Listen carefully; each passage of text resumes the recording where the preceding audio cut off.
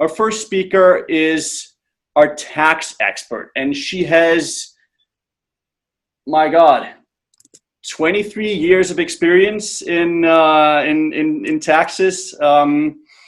This sounds like a long time for me, because back then I was hardly done with playing with action figures, you know. So we're very stoked to have someone with that kind of expertise in taxes. Her name is Rocio Luna. She's a tax director with Asesores since 2003. Her expertise is in advising private companies and individual businesses on how to mitigate their taxation.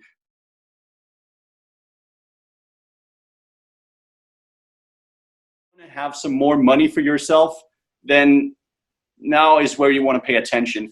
Her talk specifically tonight is going to be about the tax measures that are approved by the Spanish government, focused on recovering from liquidity problems by granting longer tax payment periods. This is important for you as a business owner, not just because it is pretty handy to know every opportunity that's available to recover from the COVID-19 crisis as quickly as possible, but especially if you're one of those business owners whose economy has been more or less challenged by the COVID crisis, because let's face it, we all know somebody out there who's been pretty decimated.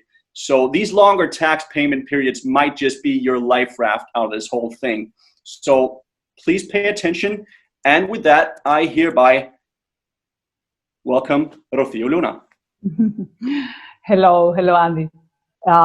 Thank you for such a great introduction. As he has said, I'm going to talk about the tax measures that the Spanish government has approved to alleviate the economic crisis caused by lockdown. Since the state of alarm began on March 14, 2020, multitude of royal decree laws has been approved, so it's difficult to follow up the changes.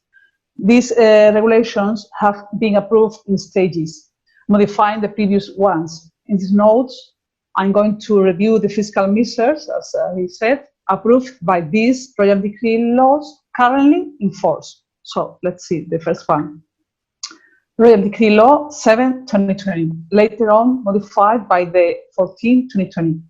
These measures allow an automatic tax deferral of 6 months in the payment of the debts caused by VAT, withholding, and corporate income tax prepayment, tax returns filed before tax authorities, and with first 3 months without interest, but just for tax debts of less than 30,000 euros. This measure is only applicable for SMEs, small and medium-sized enterprises, and self-employers with income less than 6 million euros per year. They will have a payment time until October the 20th. But in the case that of an SMEs or freelancers with income less than 600,000 euros, in these cases, they can prolong their period of payment until November the 20th.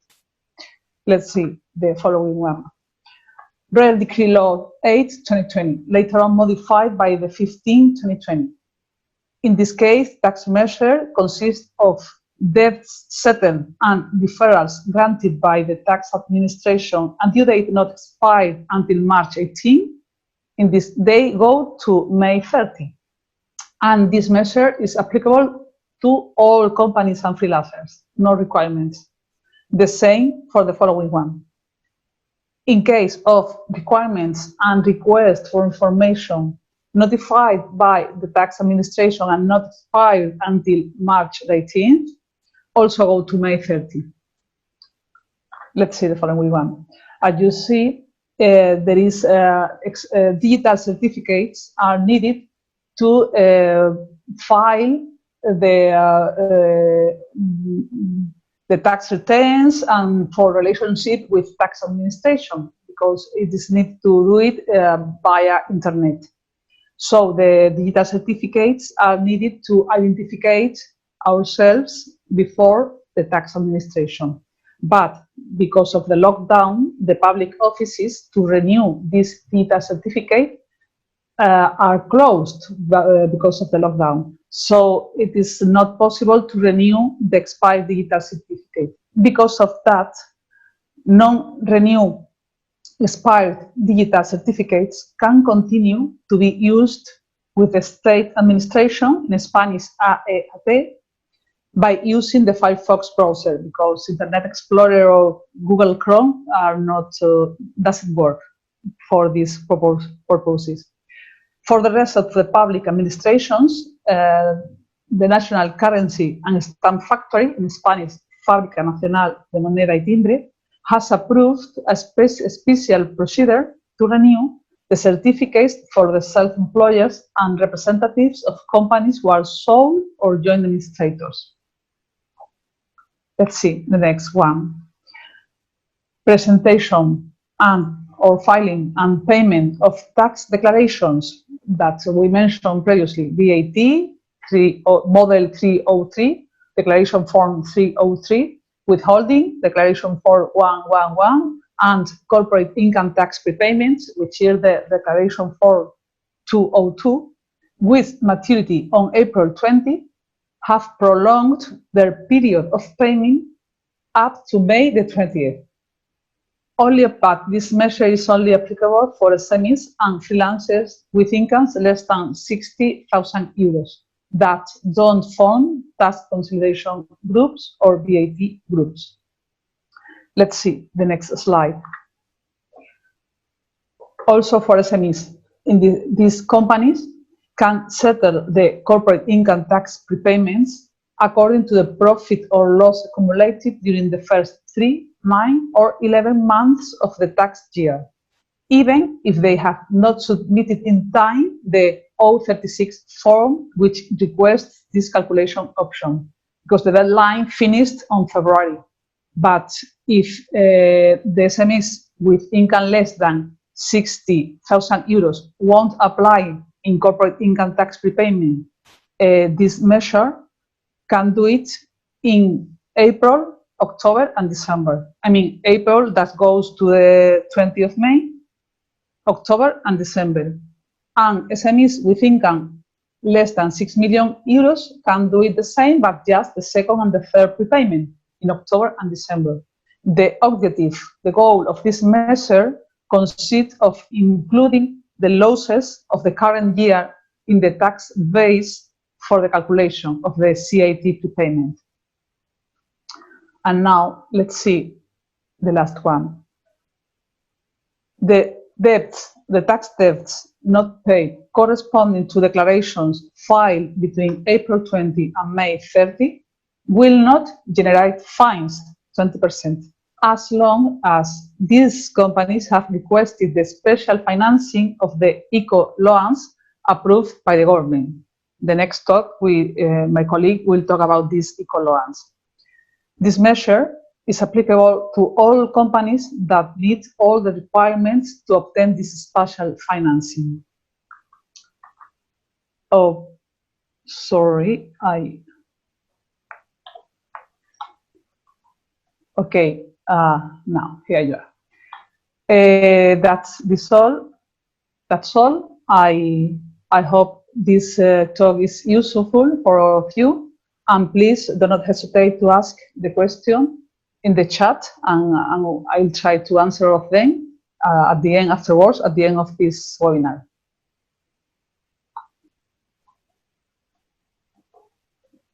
Thank you very much, Rocio Luna.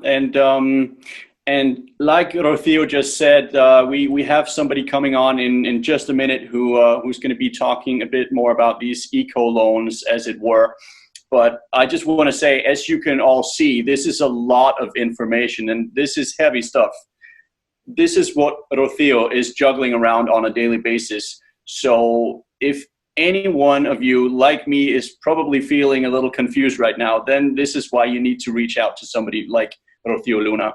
So please feel free to do that. And again, please feel free to drop any question in the chat, and we'll get right on them afterwards. With that, I would like to introduce the next speaker for this evening. He is our private banking expert. He's a financial consultant with Bankinter, which some of you probably know. He is a member of the Chartered Institute for Security of Investment and of EFPA, the European Financial Planning Association. His name is Gianfranco Licomati. He has more than 13 years of experience in international banking.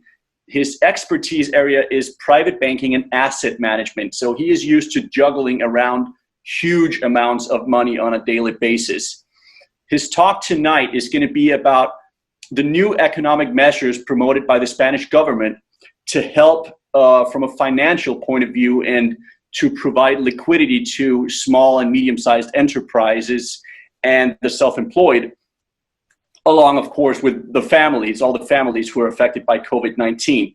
And this is important to everyone, not just necessarily for business owners, but also for families to know and understand a bit more about how you can get liquidity to overcome the COVID-19 crisis.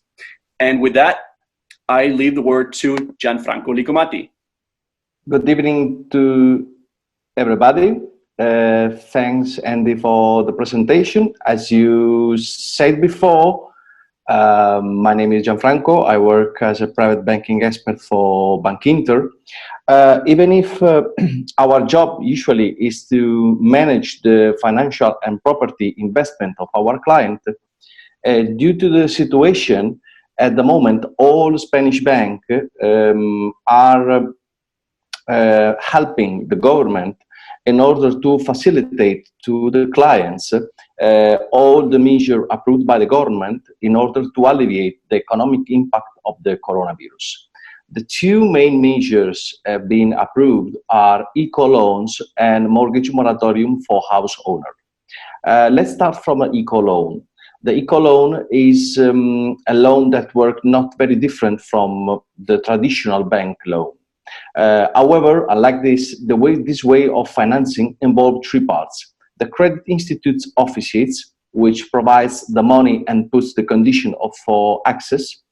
The bank that analyzes the feasibility of the loan, manages the money lent and assumes the risk in the event of non-payment of the customer.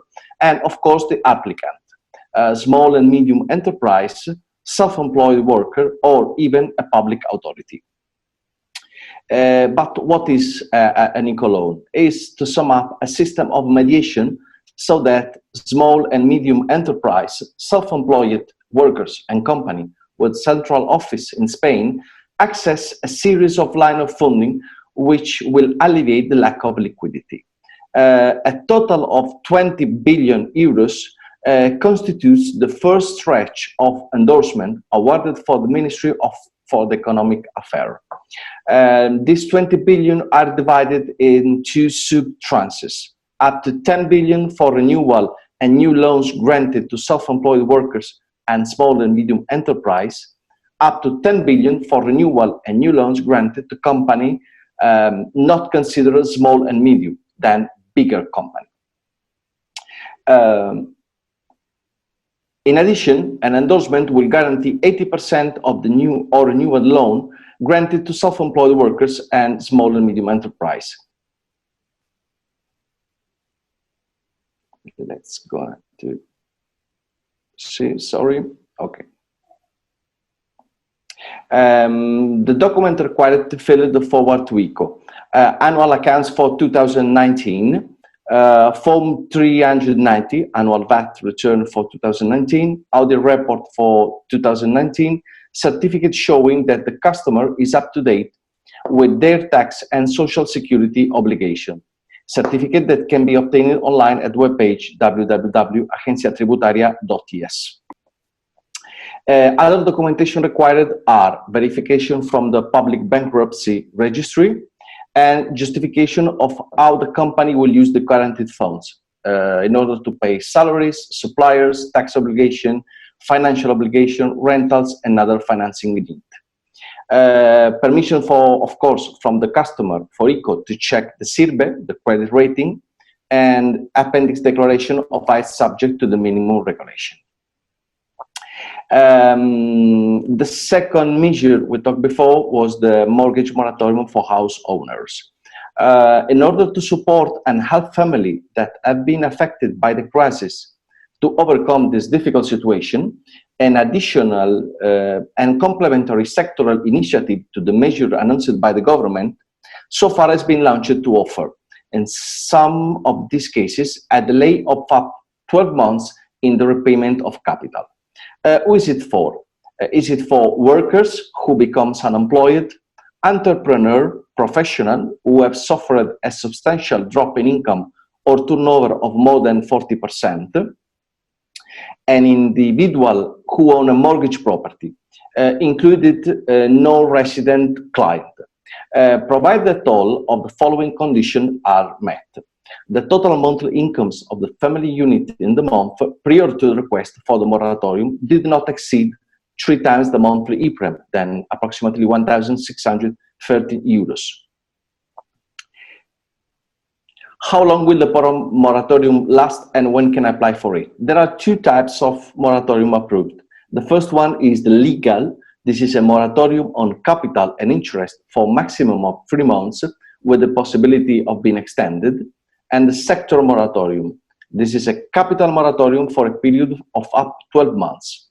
If the requirement to benefit from the legal moratorium are met, both measures will be compatible, but together they cannot exceed 12 months. The last one, which documentation do I need to provide? In case of unemployment salary workers, certificate of unemployment. In case of entrepreneur, a responsible declaration by the debtors regarding the fulfillment of the requirements to be considered as having insufficient economic resource. As well, is requested the certificate of cessation of activity issued of IIT or the competent body of the autonomous community.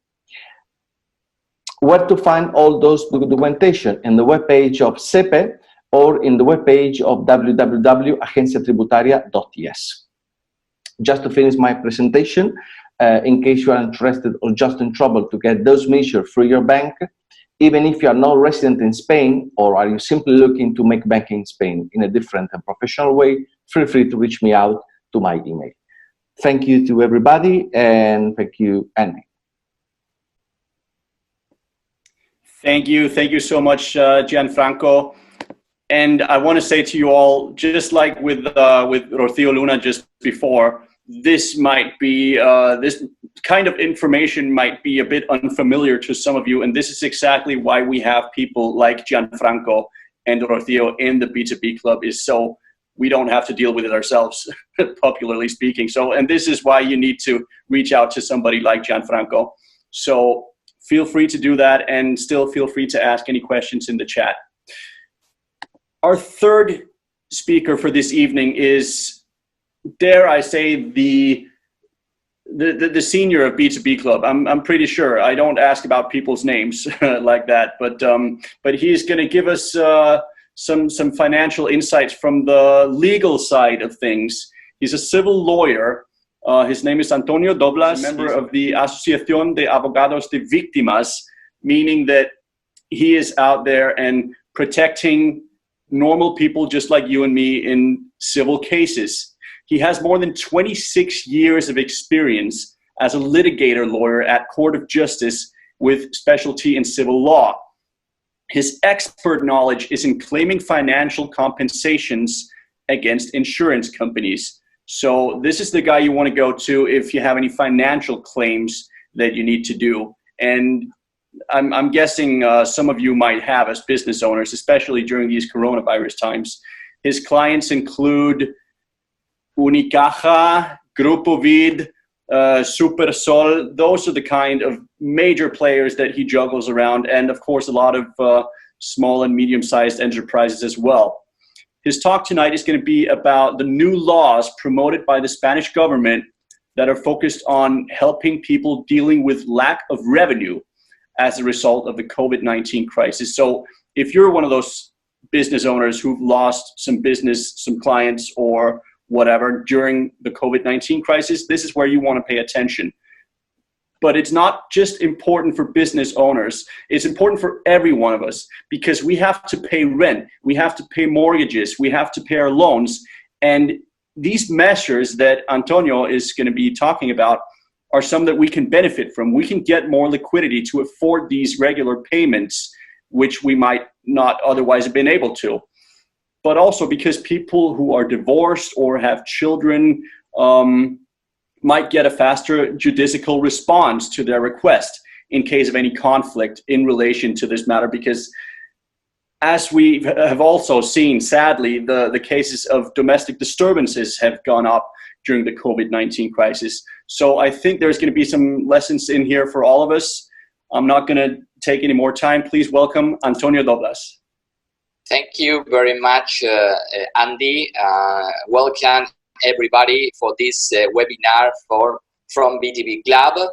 As you know, BTB Club is a networking group, and we have prepared this webinar to give you several information regarding to the new laws promoted by the government regarding to several aspects of our jobs, our specialties in this group. And in my case, as a lawyer, I am going to share with you some information that I think can help you in several points. I am going to share my screen in this case. Wait a moment, please. Here it is. Okay. Then, wait a moment. Okay, here it is. Well, okay. I'm Antonio Doblas, as Andy has presented me. And wait a moment. Okay. Okay. Wait a moment. Okay. Okay. That is my address in the city of Malaga, in the center of the city, my telephone number and my email address. I have my main office in the center of the city by the port of Malaga. As Andy has introduced, the government has promoted different laws to help people, self-employed and companies, deal with the lack of revenue arising from the decree of the state of alarm. In fact, I am going to speak only for 4 points. 3 in relation to the payments of rentals and mortgages and loans, and the last one would be for the new and special and quick procedure at the Court of Justice for family matters. The first point would be the possibility in relation to the payment of rentals household, the rentals that you have to pay for homes. You have 2 possibilities, 2 options. If you are the tenant of this contract, you have the possibility of choose between a moratorium or postponement for the payment of rentals, or a 50% reduction in the rental income. That means that the landlord, the owner, have to choose one of these options that are compulsory for the landlord. If you ask for one of these 2 things, the landlord has to choose one of that, and it's compulsory for him. Another measure would be an extraordinary extension of the lease term for a maximum of period of 6 months. That means if you ask in the following 2 months after the end of the state of alarm, you have the right to extend your contract 6 months more. I think it's a very strong measure that can help you a lot. Another thing would be a banking financing line with a state guarantee. That means that you can ask for a loan to the bank for this specific purpose. That means you can ask for a loan, a personal loan with a state guarantee to pay the rentals of this household. And the last one in this case would be the suspension of judicial eviction procedure for failure to pay during this period of time of 6 months after the end of the state of alarm. The second point would be almost the same measures, but for rentals of business premises, what we call in Spanish locales de negocio. It's not exactly the same, but it's similar. The first of all will be moratorium or postponement for the payment of rentals. The main difference between this point and the point for the household or the home or your home is that in this case it's not compulsory for the landlord, for the owner. It's a possibility. You have the right to ask for, and the owner can give you this right or not. It's not compulsory. Anyway, the most important thing regarding to this case is not exactly a measure put in the law. It's what in English, the English people from UK have the precedent. In Spanish, we have a very similar situation, and in this case, we have a Latin expression. I'm sorry, but this expression is more than 2,000 years old. It's not crazy, it's true, called rebus sic stantibus clause. That means with this clause, you will be allowed to ask for the suspension of the rent payment if you are the tenant who have been forced to close your business by the decree of the government. That means, for example, you are the tenant of a business premises in the big commercial center, in a big mall, and you have to close because the government don't allow you to open your business. In this case, you can use this clause to ask for your landlord in order to tell him, okay, if or as I cannot open my business, you cannot ask for me the rental. Honestly, the owners, the landlords are accepting, not always, but are accepting this. In general, not giving you a 50% reduction in the rental income. That is usual now, and I am making a lot of agreements in this point. The third point would be in relation to the payment of mortgages and personal loan. We will have, in this case, moratorium of the mortgage debt for the acquisition of the homes by people or acquisition of the buildings subject to economic activity carried out by businessmen and professionals for those who suffer extraordinary difficulties in meeting their payments as a consequence of the COVID. I think perhaps 70 or 80% of the people are affected for this COVID-19 crisis. So they have the possibility to ask for the bank this moratorium, this postponement of the mortgage debt. And so you have another possibility, a temporary suspension of the contractual obligations derived from any loan. That means not a mortgage, but a personal loan. You have almost the same right to ask for the bank a temporary suspension of these monthly payments, and the bank has to give you that possibility because it's compulsory for the bank.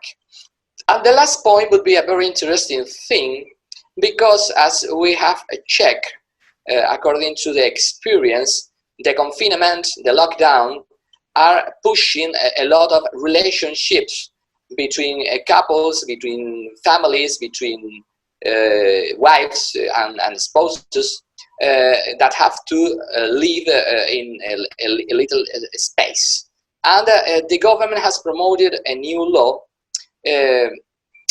with a new special and quick procedure at the Court of Justice for Family Matters, only in 3 points, relating to the restoration of the balance in the visitation of shared custody regime when one of the parents has not been able to attend in strict terms to the established regime. That means that if you cannot go out to see your children, you have a possibility to restore the previous situation, asking for for your wife or for your husband at the Court of Justice to restore the situation and to compensate the times you haven't used in these almost 2 months we have been locked down.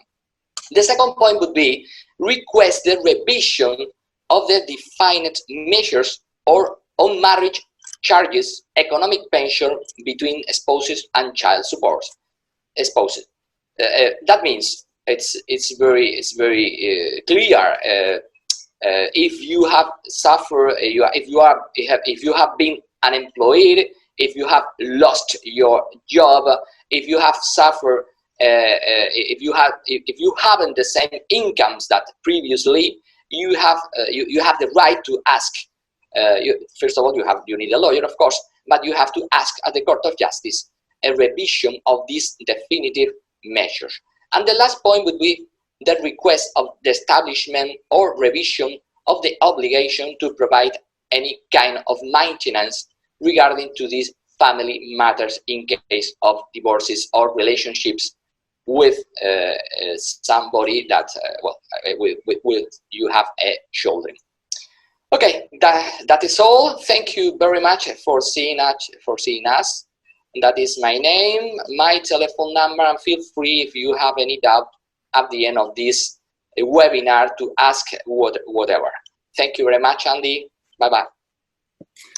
Thank you so much, Antonio. It's always amazing for me to see how many possibilities are in there when you look at it, when you look into it. I'm going to be honest with you guys, I'm not very financially minded, so whenever I hear somebody with an expertise like yours talk about this, I always get a little blown away. So as you can all see, folks, there's a lot of options in there, whether you're struggling financially or family-wise or in any matter, then Antonio is your man, definitely.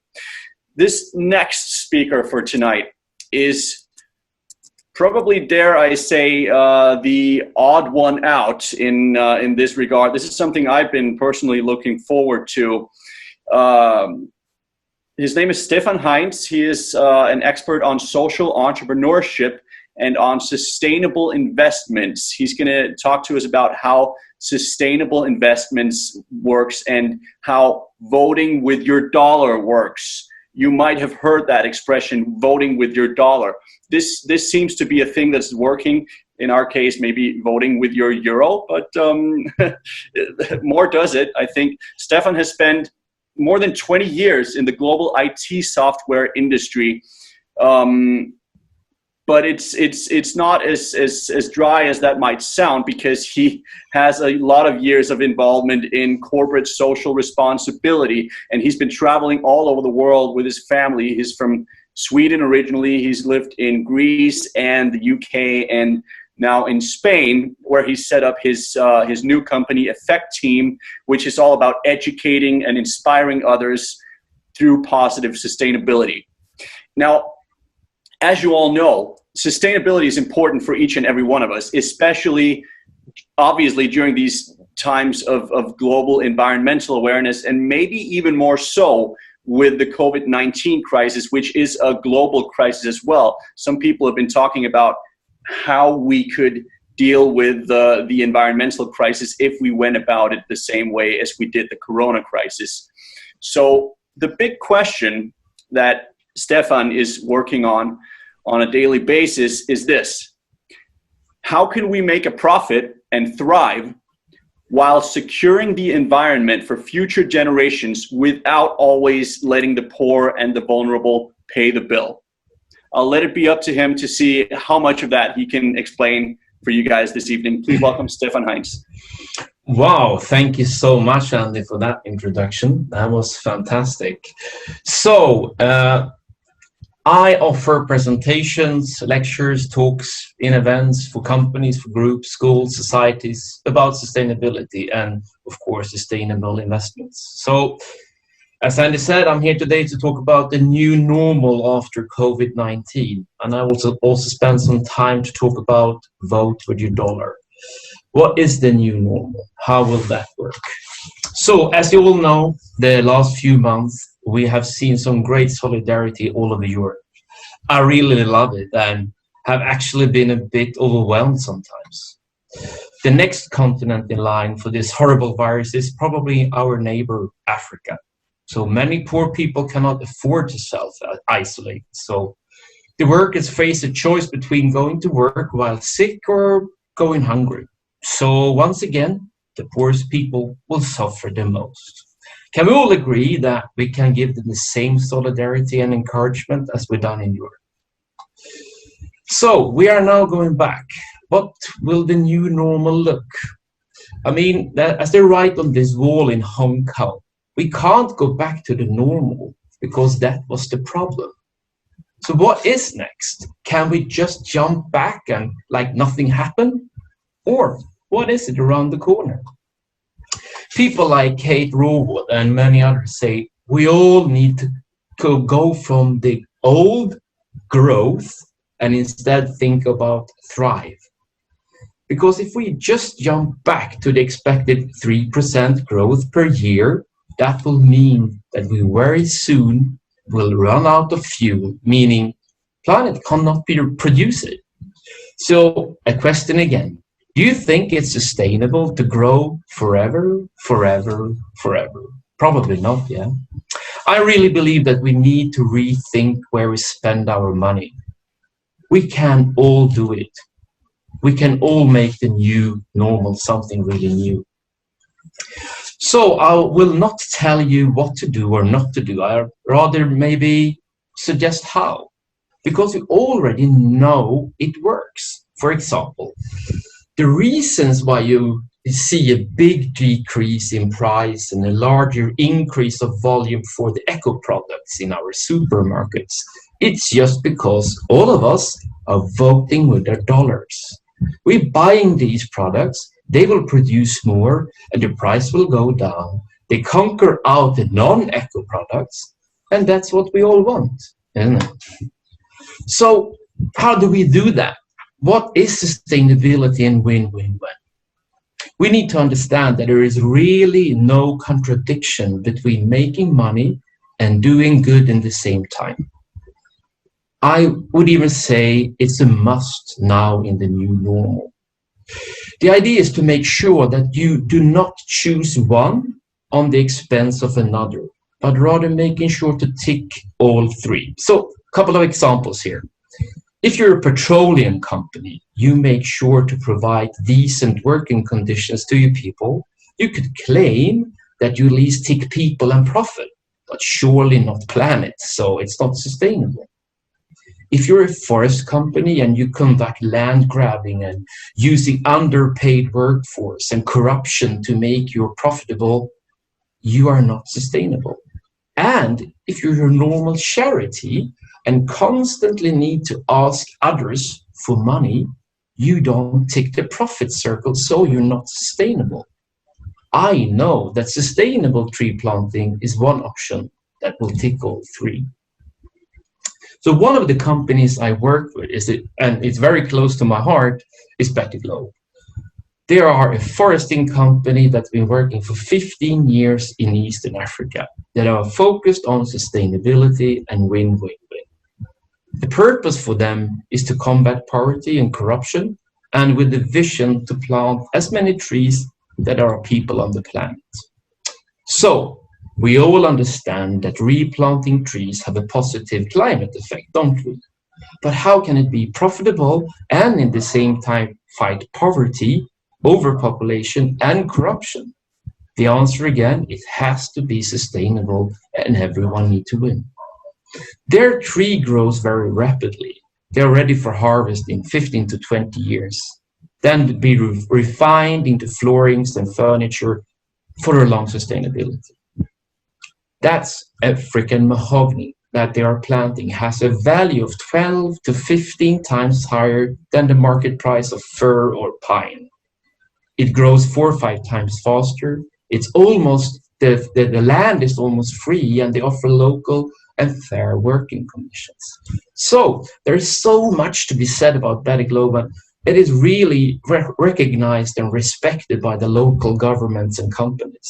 Here's the Kenya's cabinet secretary actually visiting the same plantation that I did last year. So in a very short summary, by investing in trees, you are creating jobs, help out with water, education, offsetting CO2, and get a share of their profit of a 13% annual return.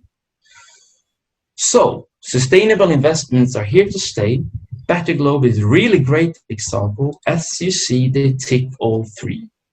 People with good working conditions and agreements, planet with 3 million trees already planted, and profit with a win-win-win for everyone that invests and the people there. So if you and your company can't go fully sustainable today, please make sure that you vote with your dollar and make sure that the companies that really are thriving. So in this time, it's more needed than ever. Please feel free to contact me with any questions going further. That's it for me. Thank you. Back to you, Andy. Thank you very much, Stefan. It's no secret that I have a bit of a soft spot for what you're doing, and I'm a Better Globe investor myself. I'm not going to be preaching anything tonight. I'm not going to tell anybody what to do, but I will definitely recommend that you educate yourself and that you follow Stefan, because it is possible. It is still possible to do good in an environmental way, even though we have a crisis going on like the corona crisis right now. So, thank you. With that, everybody, the time has come for the last presenter for the evening, and they say that you should save the best for last, and this is not all a lie in this case. Our last speaker for this evening is probably our most experienced one in his field. He's been working in the financial services profession for almost 40 years. So counting back, I was around -3 years old when he started. He's a chartered financial planner and life planner, and he's here tonight to talk to us about how life planning and financial planning make for such a powerful cocktail when they're combined. His name is Jonathan Holdaway, and he's from the UK. Just over a year ago, he sold his business in the UK to move to Spain and revolutionize financial planning for expats living here, because as some of you might have noticed, expats living in Spain have had kind of a poor deal up to now.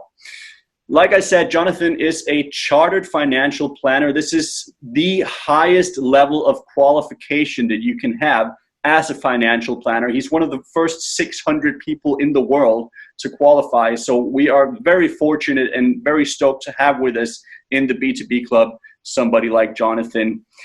And this is important to you because during the lockdown, many business owners will probably have reviewed and made significant changes to your business plans. But how many of you have reviewed your life plan? How many of you have a life plan? I don't. I have a certain strategy, but I sure hell don't have a life plan. And it's no surprise, because it's reckoned that only 30% of people have sufficient financial resources to last more than 1 month without any income. This is pretty disturbing. And so this is why it's great for us to have somebody like Jonathan on board. Again, I'm not going to take up too much time. So guys, ladies and gentlemen, please welcome the last speaker of the evening, Jonathan Holdaway. Thanks. Excuse me. Thanks very much, Andy. Thanks to everyone for their interesting presentation so far. I've got some acts to follow there. I think I might be vying with Antonio for the most senior member of the BTB group. I was actually, and here's a bit of a quiz question, I was actually born the year that England won the World Cup, Football World Cup, not my favourite sport, rugby, but so work that one out. And I was actually a child when I started work. I was only 15 when I started work. I know it's hard to believe. All my studying has been done while I've been working, so working and studying at the same time. And as Andy said, in 2005, I was one of the first 600 to be given the chartered status. I'm currently doing the life planning qualification to become a registered life planner with the George Kinder Institute, which is one of the most respected and longest established life planning associations in the world, and that's a bit of a different angle. But what I'm trying to do tonight is to give you a steer on how life planning and financial planning can work together for your advantage. It's all about fitting the pieces together, really. My sort of journey into planning, financial planning, started in '92 when my father unfortunately died. He was chasing a pension for the last 5 years of his life that he never got to receive. And if only he had sat down with a life planner or a financial planner to plan out his future, to actually find out how much that extra little bit of pension would have given him in terms of life, quality of life. Probably not a great deal, maybe a holiday or something. But, you know, he probably would have lived longer, and my mother and he would have had a better retirement. Anyway, what I want to talk about is fitting the pieces together, and really life planning and financial planning is a bit like a jigsaw. Excuse me, I went to the wrong slide a bit too early there. It's a bit like a jigsaw. So what do you do with a jigsaw? You get all the pieces out of the box and you spread them all over the table. Then you turn them over the right way so you can actually see the picture. Then what do you do? Well, you probably go, like me, to the corners, and you get the corners in place. Okay, so those corners might be things like protection, a mortgage, a house to live in, that kind of thing. So those are your cornerstones. Then you'll do the lines, the edges. So you've got straight lines around the jigsaw, and then you might look for things of the same color to put them together. So, but what do you do? What do you actually do the whole time you're doing the jigsaw? You refer to the picture on the box, don't you? Because the picture on the box is actually the complete picture of your life or your jigsaw. So what we're doing is we're focusing on the individual pieces that make up the complete picture. And it's so important to not lose sight of that complete picture.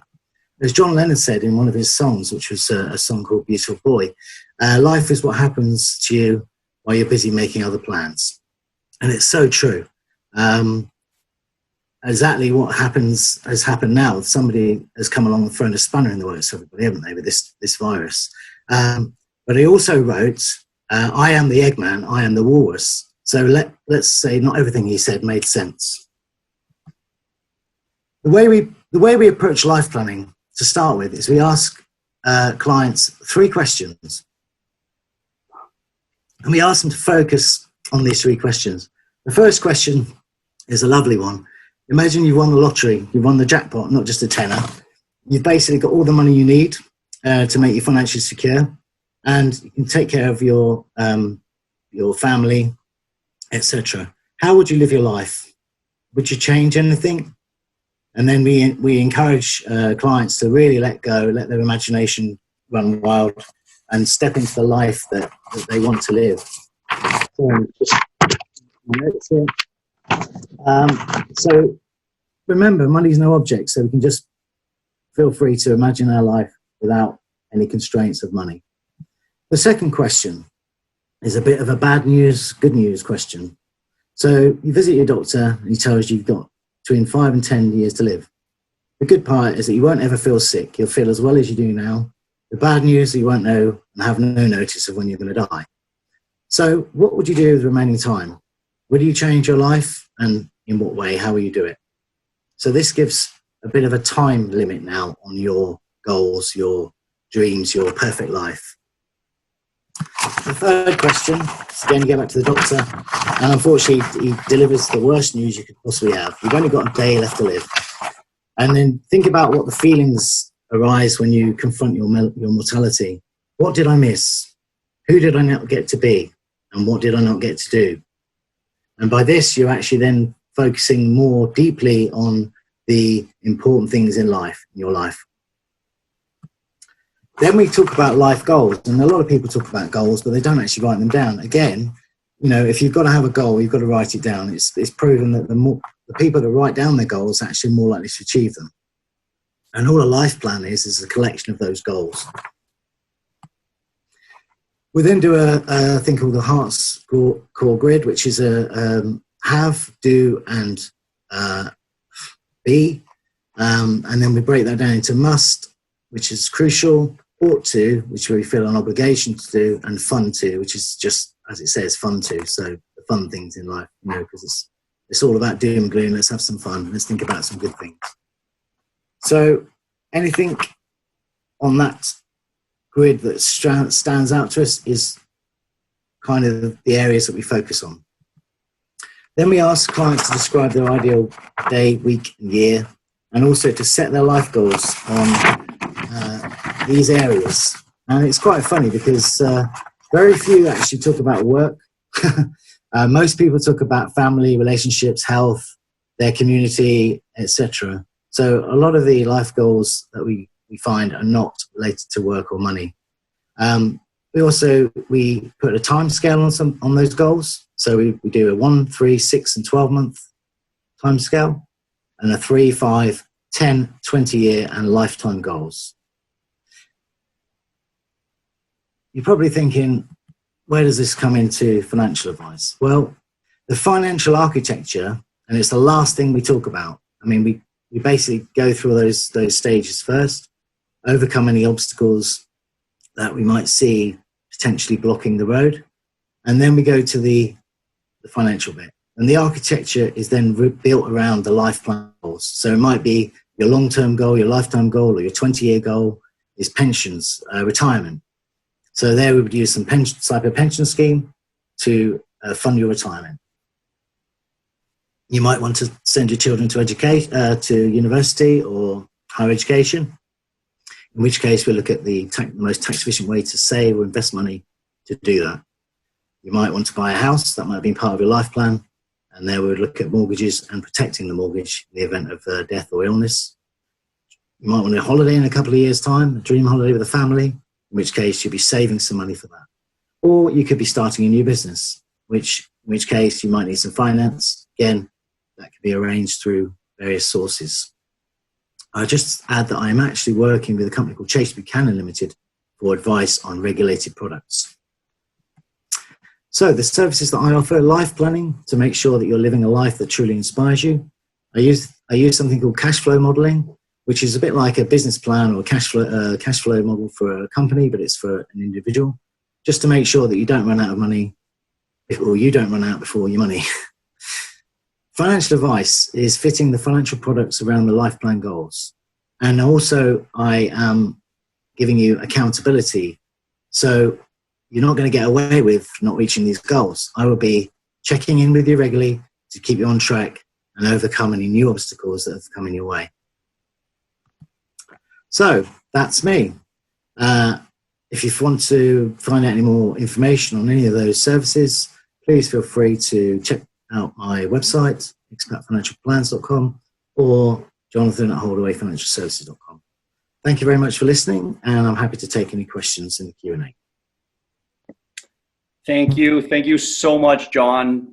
It's always inspiring for me to hear you talk about what you do, because like I just said, I am not very financially minded. I'm much more of a creative person. So I love seeing how it really comes together with how the financial side of things really comes together with the specific side of things. So it's not just all some intangible theoretic world. It's a pleasure to see somebody who has their heart on the right place, so to speak, who deals with these matters. And with that, everyone, this concludes the presentation part of the evening. So with that, of course, I would like to thank all of our speakers for this evening. But stick around, everyone, because like we said, we're going to have a Q&A where we're going to address the whatever feedback and questions that have popped up in the chat. Before we go to the Q&A part, I'd just like to say a few words, because as you all know, and as you can see in the corner of every speaker's background screen, this is a BTB Club event. And for those of you who might not know what the BTB Club is, we are a rapidly growing business networking organization based in the heart of Malaga. We have members from pretty much all over the Costa del Sol, really. We've just opened up a new group, new chapter down in Marbella. And we encompass people from all over the spectrum, really, in terms of industry. We're all about sharing our networks, sharing connections, and giving referrals to each other. So if you think that this might be interesting to you, then you're more than welcome to join us on any one of our breakfast meetings. We meet for breakfast also virtually these weeks, every Wednesday morning at 8 o'clock.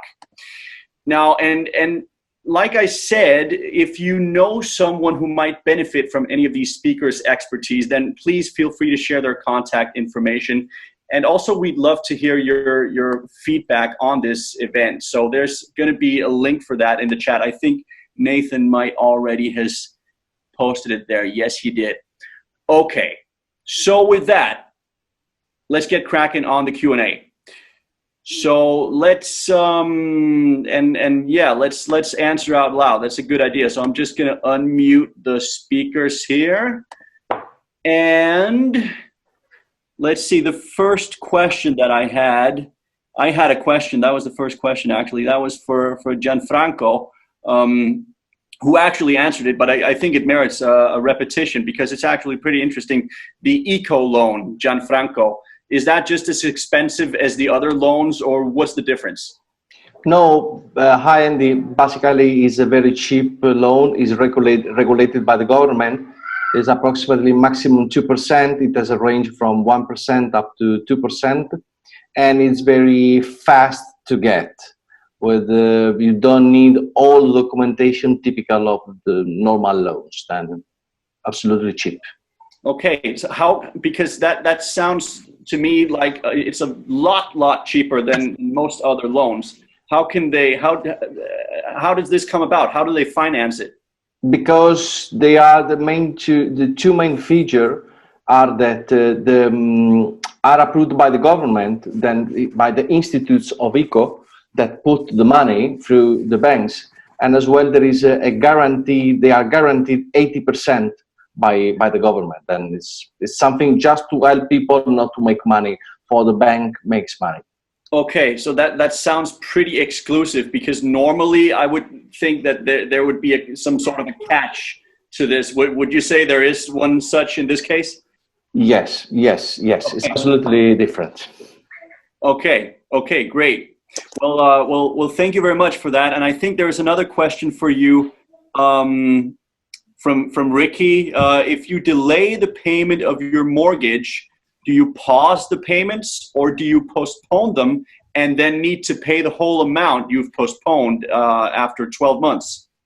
No, what happened in this case that if you apply for the 12 months moratorium, in these 12 months you just pay the interest of your mortgage. It is really, it's a very small part, around 2-3%, the interest you have. The capital is like fridge. Then basically you will have to pay always monthly, but after 1 month. The capital will be fridge, and you would start after one year to pay as 1 year hasn't passed. Okay. Well, Ricky, I hope that made sense to you. Otherwise, you're free to reach out to Gianfranco in your own time, because we have to keep on moving with the questions. So there's a question from Karina. If you ask the landlord, this is for Antonio, by the way. So for Antonio Doblas, if you ask the landlord for a 50% reduction of the rental fee for your apartment, do you have to pay it later? No, you don't have to pay that. The rest of the money you have a void in this time, okay? But only in the case of your home. Only in the case of your home. That means not in the case of the business premises. In the business premises is an option that has the landlord, and that the landlord can give you that right or not. In the case of your home, and if you are under the conditions you respect, you are under the conditions of the law, the landlord has to give you that possibility. Only in the case of homes, and I think so you don't have to pay it later. And I think Karina has another question in relation or regarding for the conditions for getting a postponement of the payments in the case of mortgages or yes. In this case, well, as Gianfranco has commented before, in this period of time you don't have to pay, or you pause the mortgage, not exactly postpone, you pause. Then you have to pay only interest, not the amortization, and you have to apply for the bank, and you have to present a lot of documents, show that you are you have suffered and you are in the condition of economic vulnerability. That means you have to have lost your employee, you are self-employed, you are under an ERTE, and the most important thing would be that the amount of the mortgage, of the monthly repayments of the mortgage, have to be more than 35% of your total income. That means if you win 100 euros per month, the total amount of your monthly payments of the mortgage have to be more than 35 euros. If not, you don't have the right to ask for that right, you know. And well, there are several other conditions, but this is the most important thing. There are several cases. It's not easy, and the law is not easy to read and not easy to understand. So perhaps it's not enough to explain you properly the condition. So you can speak directly to Gianfranco, or you can speak to me, Corina. Okay, great. Thank you very much. Let's keep them rolling. So Stefan, question for Stefan. What is currently being done to inform people about how Profit, Planet, and People can actually be served at the same time? Thank you for that. You know, this is not actually new. The 3 Ps, as this is called, has been around for 25 years. So it's not new. It's new to our discussions. It's now open, and we talk about triple bottom line as well. So what is done, there are plenty of these universities that are running circular economy and sustainable economy schools and classes and university studies. So they are definitely talking about these. So we are now creating, you know, people 20, 25 years old that come out of school with this knowledge. And of course I go around and talk about this every day. So hook me up for a 1-to-1 and I can talk about this forever. You absolutely can, and I know this on a personal basis. So let's not put too many money into you right now, but keep that under the table, shall we? Okay, so moving on. There's another question for Gianfranco, but I think it merits repetition. If you delay the payment of your mortgage, we've already had that. We've already had that, didn't we? Yeah, okay. So let's move on to the next one. Boom, boom, boom, boom, boom. Yes, another one from Karina. I'm not sure who this is to, but this might be Rocio or Gianfranco or maybe Antonio. For how long time can you get a 50% that 50% reduction of the rent for your home? I think that's Antonio. Yes. During the time of the state of alarm, plus 4 months more. That is the period of time you have the right for this reduction of 50% of the amount of the fee, of the rental fee for every month.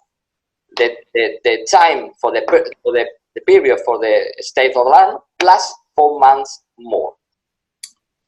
Wow. Okay. So that was very specific. That's like 2 months of free rent right there. So this would be 2 plus 4. This means 6 months in general. Yeah. Okay. Because although you haven't made an agreement up to now, you can make an agreement, for example, signing an agreement, a private agreement tomorrow, giving you that possibility from the beginning of the state of alarm. Okay, because for example, if you don't have, if you couldn't pay your rental fee from the beginning, you have the right to sign a private document, a private agreement, that during this period of time, 2 + 2, because now we have been suffered this lockdown during 2 months. Perhaps we are going to be locked down during this month, during this May. Perhaps this will be 3 + 4, but now it's 2 + 4. Okay. Okay. See, this is why we need people like you. I can't do the math by myself. So, okay, guys, this officially does it for our Q&A session. We're out of questions for now. Again, I want to thank every one of our speakers, and I want to thank every one of our visitors as well for showing up and engaging with us on this first webinar of ours. This is again, this is a very special occasion for the BTB Club. As you might have noticed, there is a link in the chat, and I probably also mentioned that for SurveyMonkey. We'd love to hear your feedback on this, so I'm just going to put it in there one more time. There we go. And so it's just a couple of questions on what we might improve, because we're pretty sure there's going to be some more of these.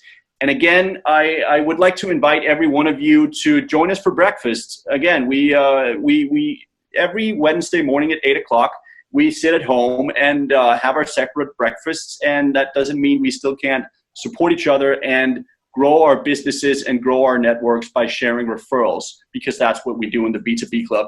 So if you understand the power and the value of sharing your network, sharing your connections, and sharing your experiences with other like-minded business professionals, then the B2B Club might be something for you. Check us out. We meet every Wednesday morning at 8 o'clock, like I said, and I will just put the link in there for you. For those of you who haven't registered through our homepage, this is b2bclub.biz. You're more than welcome to join us. We're open for everyone, and we're looking for people in all sorts of industries. So we're hoping to see as many of you guys for breakfast next Wednesday as possible. And again, I want to thank everybody for showing up.